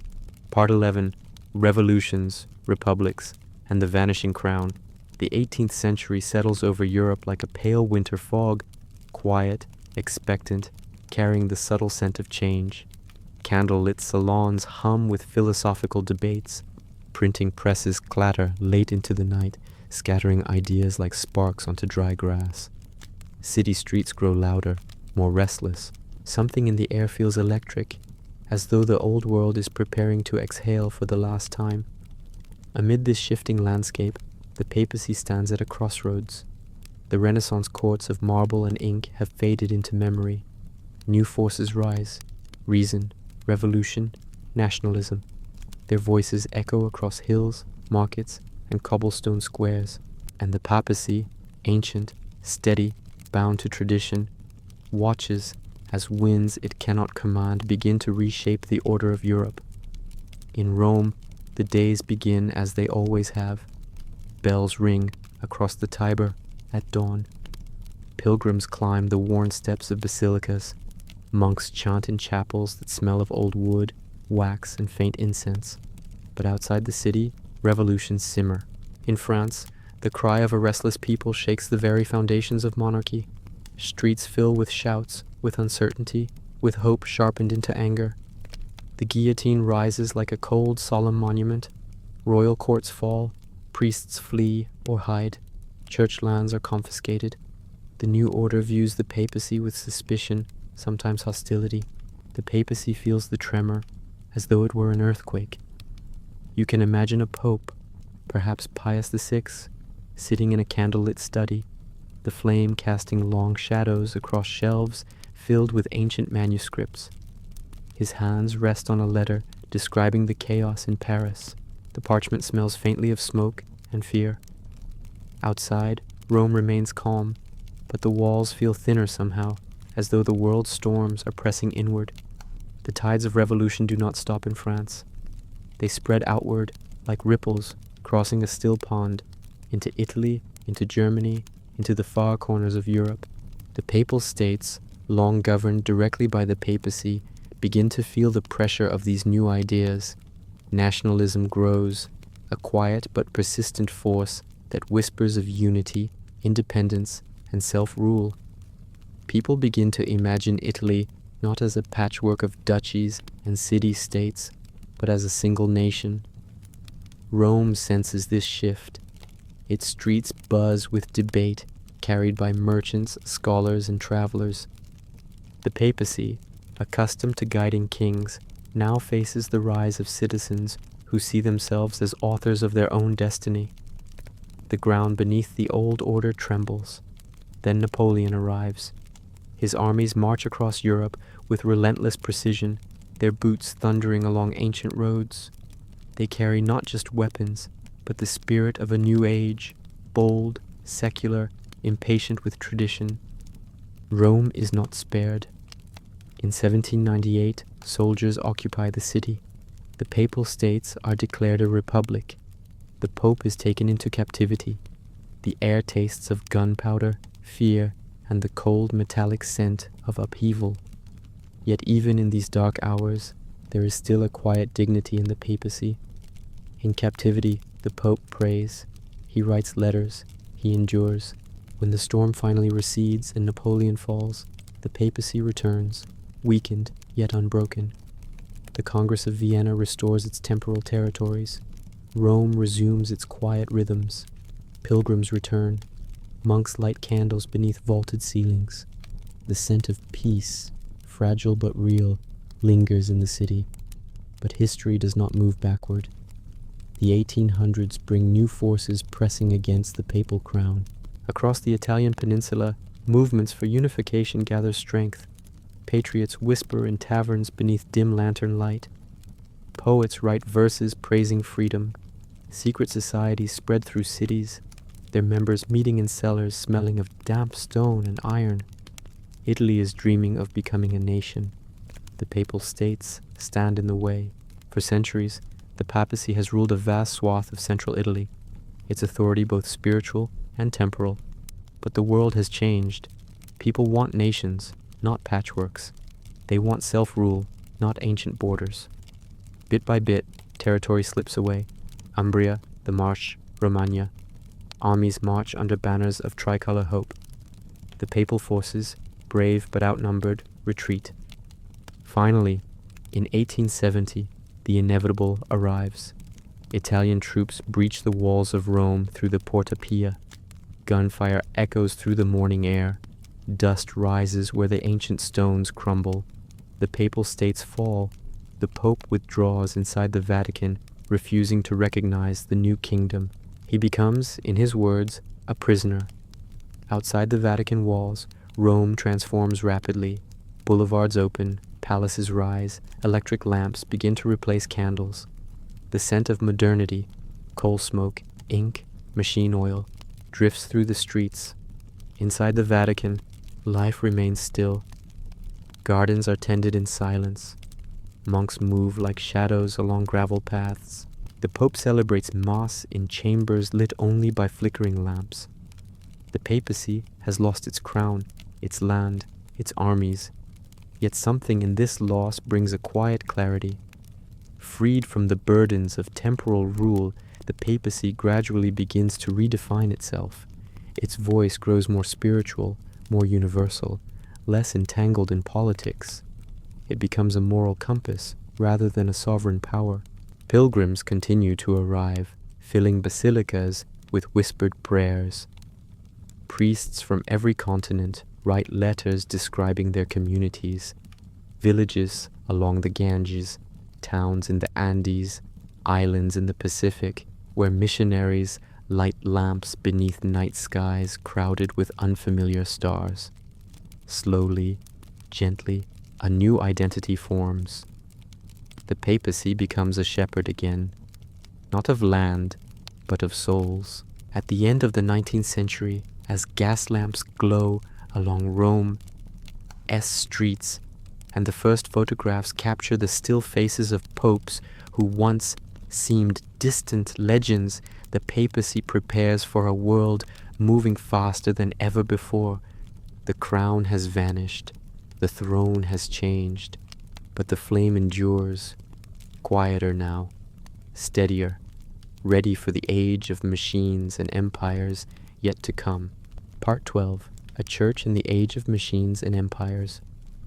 The 19th century leans into the 20th with a strange, humming energy, a blend of steel, steam, and restless imagination. Cities expand, their skylines rising like jagged silhouettes against industrial sunsets. Locomotives roar along iron rails, scattering sparks into cold night air. Telegraph wires stretch across continents, carrying messages faster than any horse or ship. Empires swell, their flags fluttering from Africa to Asia, each fold whispering stories of ambition and consequence. In the midst of this accelerating world, the papacy stands within the stillness of the Vatican gardens, listening. The rustle of olive leaves mixes with the distant hum of modern Rome. Carriages rattling, factory whistles blowing, the murmur of crowds gathering in public squares. The Church has entered a new era, one in which spiritual authority must coexist with machines, nationalism, science, and the voices of millions no longer content to live unseen. Inside the Vatican, the lamps burn softer now. The papacy, stripped of its temporal lands, carries itself with a quieter dignity. Popes become more like guardians of memory than rulers of territory. Yet their influence, paradoxically, begins to stretch farther than before. Missionaries travel across oceans, their ships cutting through misty dawns.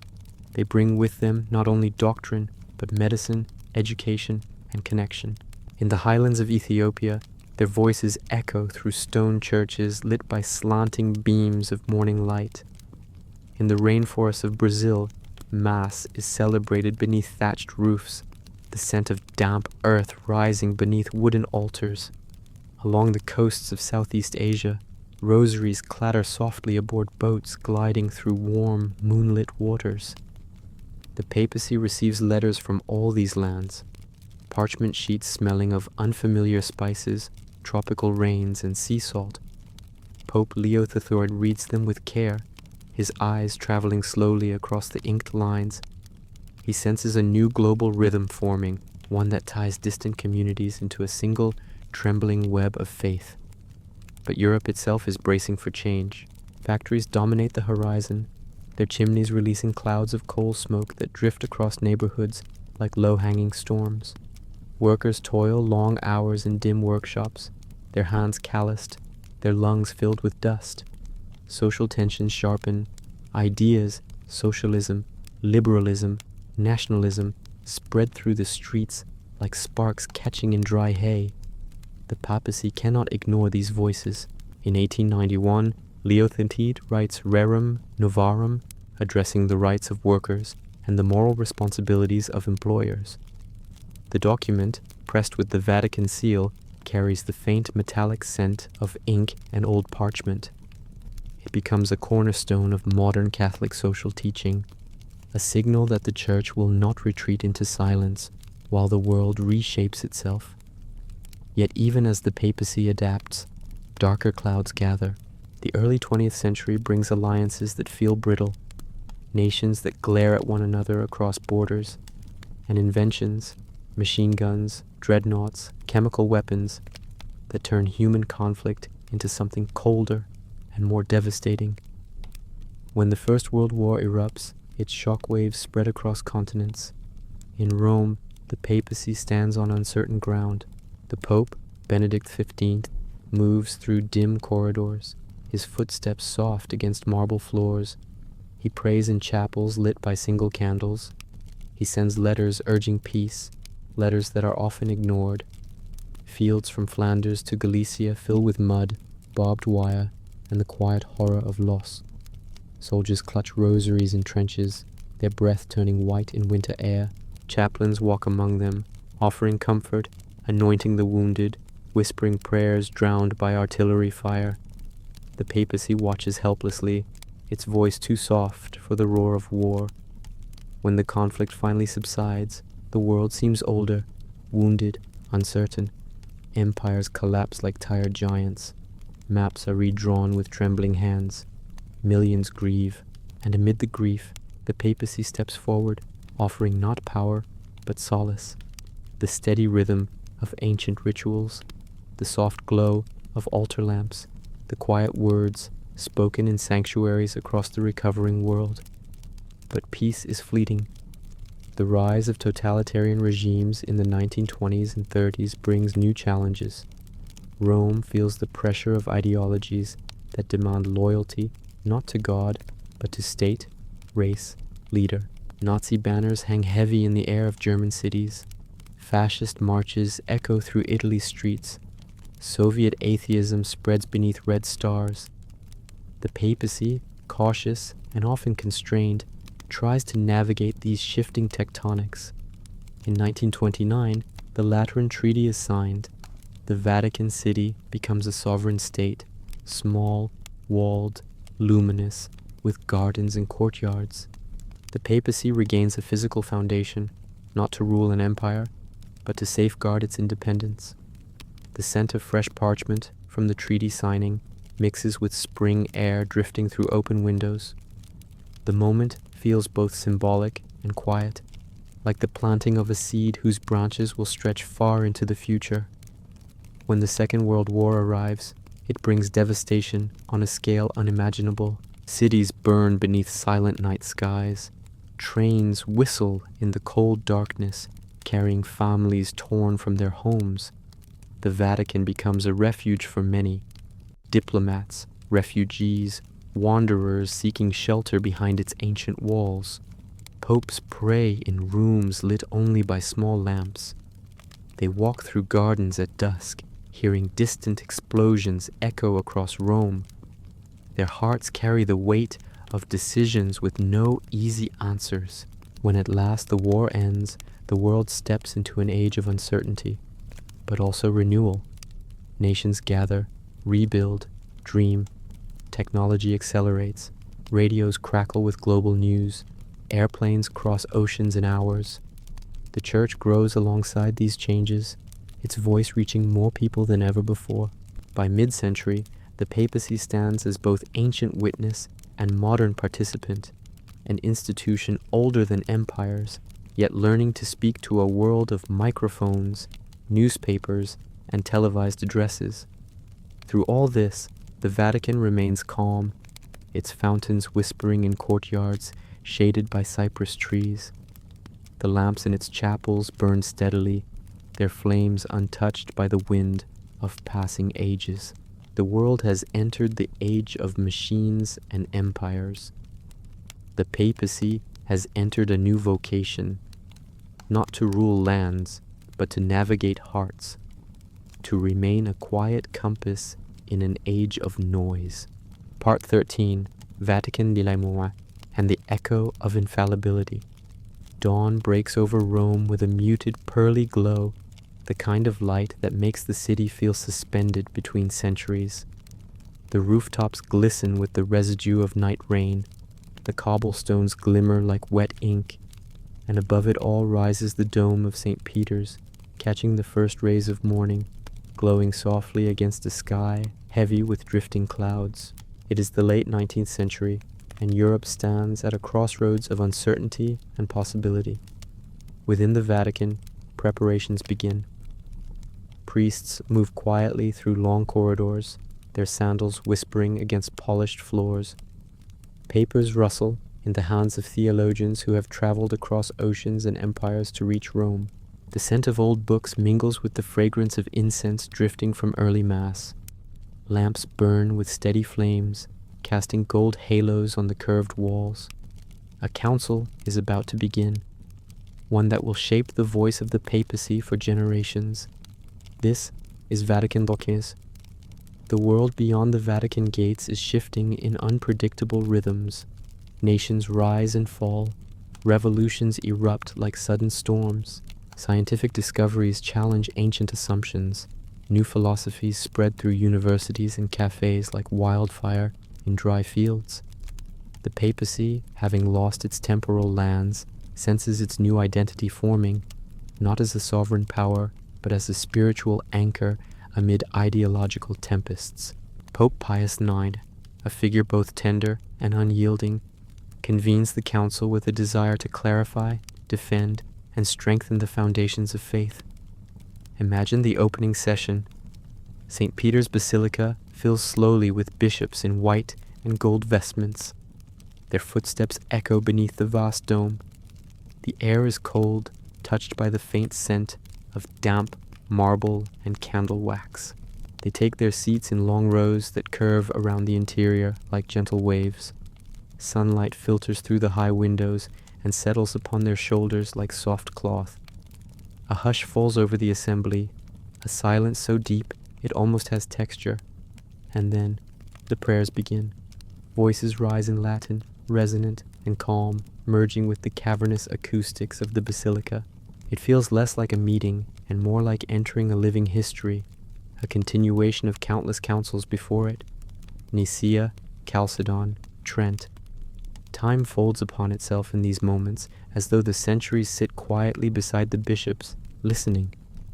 The discussions unfold slowly, carefully, like artisans shaping plaster with measured hands. Topics range from philosophy to modernity, from revelation to reason, from the nature of the church to its role in a world that feels increasingly fragmented. The tension between faith and progress hovers in the air like a delicate mist, refracting every whisper and gesture. At the heart of the council lies a question, both ancient and urgent. What is the voice of the papacy in an age of doubt? It is not a question of pride, but of clarity, a desire to understand how spiritual authority can endure in a world where newspapers circulate faster than sermons and scientific discoveries reshape the very notion of truth. The bishops debate for months, studying texts, exchanging letters, gathering in dimly lit rooms that smell of ink and old parchment.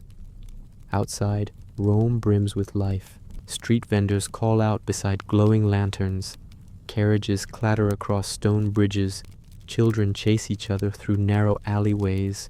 Soldiers stand guard at city gates, their uniforms dampened by fog. The city is unaware that within its heart a theological transformation is taking place. When the time comes to address the question of papal infallibility, the mood tightens, not tense, but heavy, like a storm cloud ready to release rain. This doctrine, centuries in formation, seeks to express something subtle, that when the Pope speaks ex cathedra on matters of faith and morals, his teaching is preserved from error by the guidance of the Holy Spirit. It is not a crown of tyranny, it is a shield of continuity. Yet, some fear misunderstandings, some worry about perception, some simply hesitate to define the undefinable. Discussions stretch late into the evening, the basilica illuminated by rows of candles that cast long shadows along its marble pillars. The faint, sweet smell of beeswax drifts through the air, softening the tension. Finally, in 1870, the definition is proclaimed. The moment unfolds with quiet solemnity. Bishops bow their heads. The Pope closes his eyes briefly, as though feeling the full weight of history settle gently upon his shoulders. Outside, a summer storm forms over Rome, the sky darkening like gathering ink. As the proclamation is completed, thunder rumbles in the distance, a sound so deep it seems to rise from the very foundations of the earth. Rain begins to fall in heavy, deliberate drops, striking the basilica's roof with rhythmic insistence. It is as though the sky itself punctuates the council's decision, but beyond symbolism and storms, Vatican I remains unfinished. Shortly after the definition of infallibility, political upheaval interrupts the council. Italian forces press into Rome, claiming the city for the newly unified nation. Cannons fire at the walls, smoke drifts through the streets. When the dust settles, the Papal States are gone forever. The council never resumes. Its work remains incomplete, a fragment of a larger story. Pope Pius IX retreats into the Vatican, a self-declared prisoner, though surrounded by gardens and quiet halls. Yet even in this restricted world, the papacy takes on a new power, not the power of territory, but the power of clarity, identity, and spiritual presence.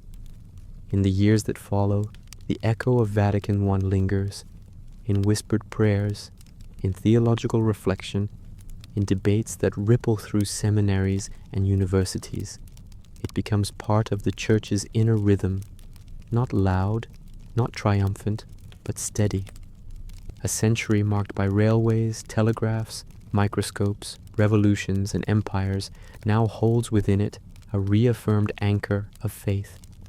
The world rushes forward with unstoppable momentum, but the papacy remains a calm voice amid the modern noise, a lantern lit in the fog. The storm has passed for now, but the winds of a new century, more violent, more global, more uncertain, are beginning to rise. Part 14, Vatican II and the Breath of a New World. Morning light over Rome in the early 1960s carries a different kind of clarity. The sky feels wider, the air softer, as if the city itself is taking a slow, thoughtful breath.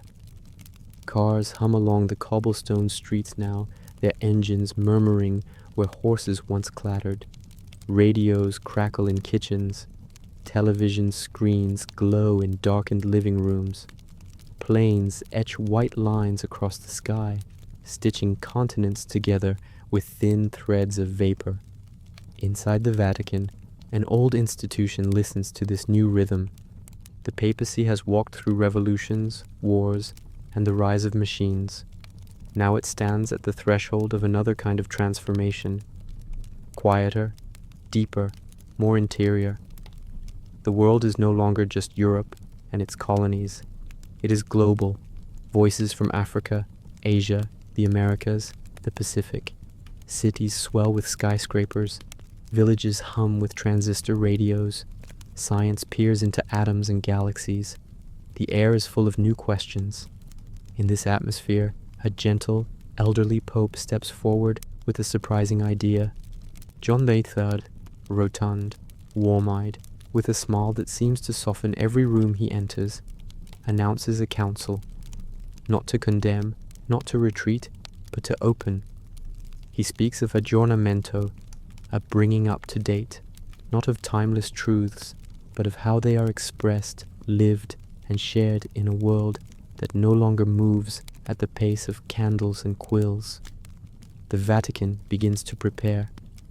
Corridors echo with footsteps of cardinals, bishops, theologians arriving from every corner of the earth. Some come from bustling metropolises, their luggage fragrant with city smoke and coffee. Others come from remote dioceses, where churches are built from mud brick and palm leaves, where Mass is celebrated under open skies and the singing of insects. Their voices fill the air with a symphony of accents and experiences. On the opening day of Vatican II, St. Peter's Basilica glows with a light both physical and symbolic. Thousands of bishops in white and gold process slowly down the long nave, their steps muffled by thick carpets. Candles burn along the aisles, their flames steady despite the faint draughts that breathe through the massive space. Sunlight streams through high windows, catching the tips of croziers and the polished surfaces of chalices, turning them into fleeting points of fire.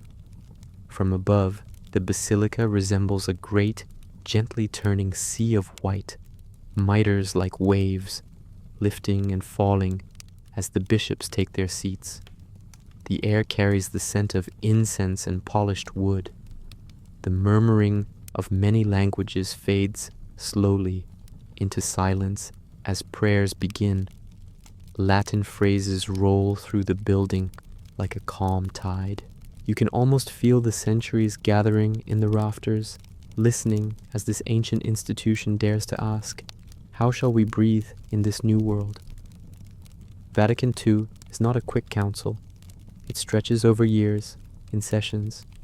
Between these sessions, bishops return to their dioceses, carrying with them the memory of Rome's vast, echoing halls, and the sense that something profound is unfolding. They come back with stories of dense debates, of surprising openness, of small gestures that feel like open windows in long-closed rooms. Inside the council, topics weave through the air like slow, careful brushstrokes. The nature of the Church, not just as an institution, but as a people of God, a pilgrim community traveling together through history. The liturgy, how prayer can be more accessible, how language can be closer to the hearts of those who speak it, how the faithful might not only watch, but truly participate. The modern world, its joys, anxieties, discoveries, and wounds. Dialogue with other Christians, other religions, and with those who simply search. The discussions are not always easy. Voices rise and falter. Some fear change, worried that the lamp's flame will weaken. Others fear stagnation, worried that the lamp's glass has grown too fogged to shine. Yet within the vast basilica, there is a shared sense of responsibility, a desire not to abandon tradition, but to let its deepest light reach further into the lives of ordinary people. Imagine one of the council evenings. The sun has set. Rome glows with streetlights and the red dots of cigarettes on balconies. Inside the Vatican, small desk lamps cast gentle pools of light across stacks of documents. Bishops read through drafts of constitutions and decrees, their eyes tired but attentive. Some mark passages with slow strokes of pencil. Others pause, fingers resting lightly on the paper, as they think of their parishes far away, of farmers, families, students, workers, and how these words will touch their lives. In a simple room, a bishop from a small African diocese removes his glasses and rubs the bridge of his nose. He can still smell the dust of home, still hear the drums of village liturgies in his memory. He wants a church that can speak in that rhythm, not foreign, not distant, but deeply rooted and beautifully local. Vatican II, for him, is not theory. It is an opening. The Council's documents take shape slowly, lumen gentium, about the Church's inner mystery and outward mission, sacrosanctum concilium, about the liturgy, inviting the faithful into a fuller, more understandable participation. Gaudium et Spes, about the church in the modern world, its relationship with culture, science, politics, and the deep questions of human existence. Nostra Aetate, about relations with other religions, a quiet but powerful step toward respect, dialogue, and reconciliation. Each text feels like a window pushed open in an old house. Fresh air flows in, dust stirs, light reaches corners once left in shadow. The papacy during this time transforms from distant monarch to more visible shepherd. John XIII, with his grandfatherly warmth, signals this with his demeanor alone. After his death, Paul VI continues the council with a more reserved, yet equally earnest spirit, a man who carries both the weight of institutional memory and the fragile hope of renewal. His gestures are careful, his words measured, yet his desire to bridge the old and the new is unmistakable. Outside of Rome, the effects of Vatican II begin to unfold in small, tangible ways. Mass is celebrated in local languages. Homilies grow more focused on people's daily struggles and hopes. Lay people serve in more visible roles, while churches adjust their spaces to foster presence rather than mere observation. In some places, change feels liberating, like stepping out of a dim hallway into a sunlit courtyard. In others, it feels disorienting, as if familiar furniture has been rearranged overnight. The papacy, standing at the center of all this, bears both gratitude and criticism with a quiet steadiness. You can imagine a pope standing alone in the dim interior of St. Peter's after a long council session. The basilica is empty now, its vastness magnified by silence. The marble floors cool beneath his feet. The faint aroma of incense still hangs in the air like a memory. He looks up toward the dome, its high curves disappearing into shadow. He knows that the decisions made here will echo across continents and generations. He also knows that no council resolves everything. It only sets a path. The walking must be done by countless others. As the 1960s turn to the 1970s, the world continues to churn. Wars, protest movements, cultural revolutions, technological leaps. The Council's documents, carefully crafted in the echoing spaces of the Vatican, must find their way into classrooms, parish halls, rural chapels, city cathedrals. Pastors grapple with their meaning, the faithful adjust, slowly, unevenly, sometimes painfully. The papacy enters this post-conciliar world like a captain guiding a ship into choppy waters after the glow of a beautiful sunrise. There is beauty in what has been glimpsed, but the sea remains unpredictable. Yet through all confusion and debate, one quiet conviction holds, that the Church must be present in the world not as a fortress, but as a companion, walking beside humanity, listening, healing, offering hope. Vatican II does not close the story, but it changes its tempo, from defensive to dialogical, from distant to more personal, from static to quietly, carefully responsive. The council ends. The bishops depart, their suitcases heavier with documents and lighter with uncertainty. Rome returns to its usual rhythm. Traffic along the Tiber, footsteps on worn steps, murmured prayers in side chapels. The papacy, now shaped by this great breath of renewal, turns slowly toward the late 20th century, where global communication, crisis, and opportunity will require new forms of presence. The lamps in the Vatican burn as they always have, but their light falls now on a church that is learning, gently and imperfectly, to face the modern world with open windows and a steadier, quieter courage. Part 15. The Contemporary Papacy and the Long Memory of Faith. Evening settles over Rome with a softness that feels almost ancient. The city glows not only with lamps and candles now, but with the steady pulse of electric light, a warm constellation scattered across hills, bridges, and winding streets. Cars hum along the Tiber. Voices drift from restaurants where tables spill onto sidewalks. Above it all, the dome of St. Peter's rises like a quiet moon, unchanged in shape, though the world around it has transformed beyond anything earlier popes could have imagined.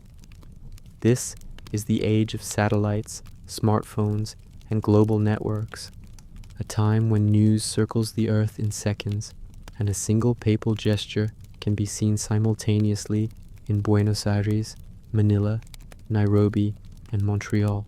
It is a time of immense possibility and immense strain, where faith travels through fiber optic cables as easily as through whispered prayers. Inside the Vatican, the atmosphere remains surprisingly gentle. Gardens sway softly in the evening breeze. The scent of roses, pine resin, and ancient stone mixes with the cool air drifting from the fountains. Monks in simple robes walk along gravel paths, their footsteps muffled. Offices glow with lamplight, where cardinals read documents bearing reports from every continent. Letters from refugee camps, from bustling cities, from remote villages reachable only by boat. The papacy has become truly global. When John Paul II steps out onto the balcony in 1978, his voice carries across a world divided by Cold War lines. His travels, through rainstorms, deserts, stadiums filled with millions, reshape the very idea of the papal presence. He stands beneath icy skies in Poland, where the crowd's breath rises like ghostly incense. He prays at the Western Wall, placing a small handwritten note between ancient stones. Wherever he goes, cameras follow, broadcasting his image into living rooms where families sit together, listening in silence. The papacy in this era becomes a kind of moral compass, a soft but steady voice in a century marked by conflict, discovery, and globalization. When the Berlin Wall falls, its rubble lies scattered beneath a sky washed clean by sudden rain. People speak of courage, hope, persistence, and many quietly point to the influence of a pope who encouraged the dignity of all people, even behind iron curtains. Yet, the modern world is not only one of triumph, it is also a world of wounds. As decades turn, the Church confronts painful revelations, failures, abuses, tragedies hidden too long in the shadows. The papacy must speak not as distant authority, but as a grieving shepherd, acknowledging sorrow with a trembling humility. These years feel heavy, like walking through fog that clings to the skin. Apologies echo through cathedrals and press conferences alike. The flame of credibility dims, yet does not die. Then comes Benedict XVI, gentle, scholarly, contemplative.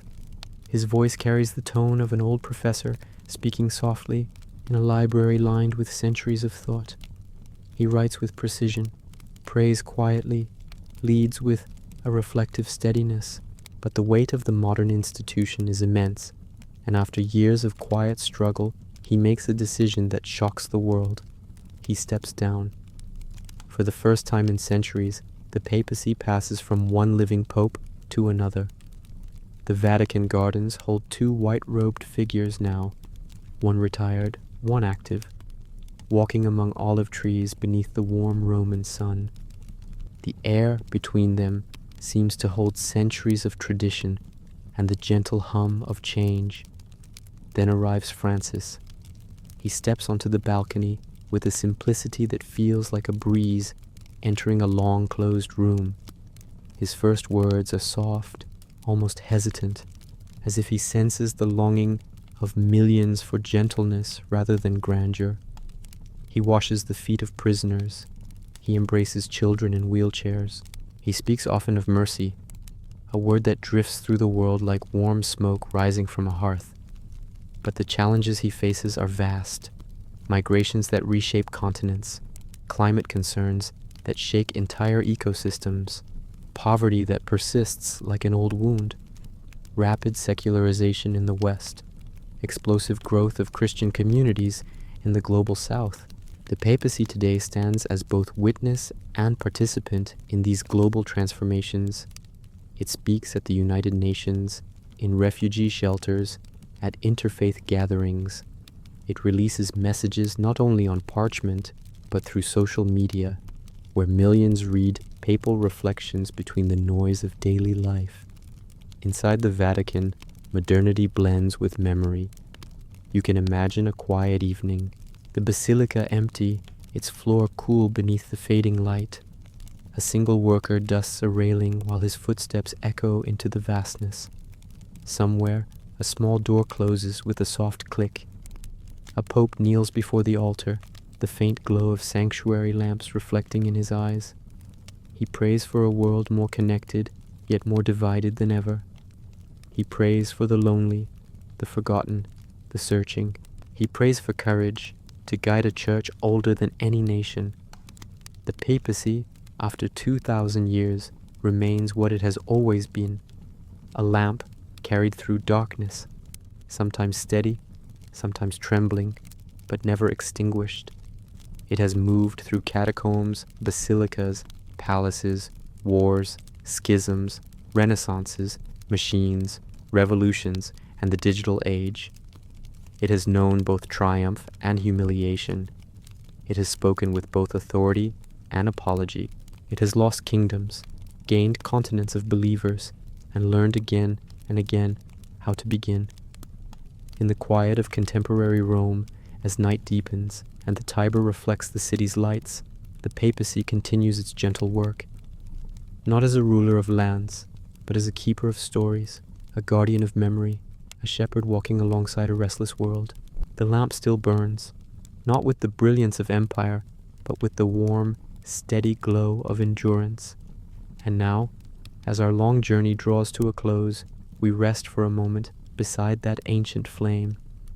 We've drifted from catacombs to councils, from marble courts to modern balconies, watching the papacy move like a quiet thread through centuries of human history. What remains, after all storms and triumphs, is not crowns or palaces, but continuity, a living memory passed gently from one generation to the next. If you enjoyed drifting through this piece of the past, maybe leave a like, or simply let the story carry you into sleep. If you'd like more quiet journeys like this one, you can subscribe, but only if it feels right, and only when you're ready. The world remembers you.